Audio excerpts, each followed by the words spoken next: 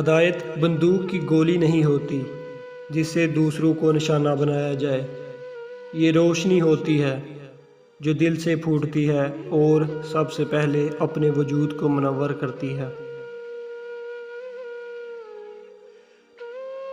کسی کو چھوٹا ثابت کر کے آپ خود کو بڑا نہیں کر سکتے۔ جو شخص بہانہ بنانے میں بہت اچھا ہو وہ کسی اور کام میں اچھا نہیں ہو سکتا۔ کسی فکر کو قبول کیے بغیر اس پر عمل کرنا آپ کے تعلیم یافتہ ہونے کی نشانی ہے۔ شیطان کی کامیابی کے لیے یہی کافی ہے کہ خیر و شر کی کشمکش میں اچھے لوگ کچھ نہ کریں۔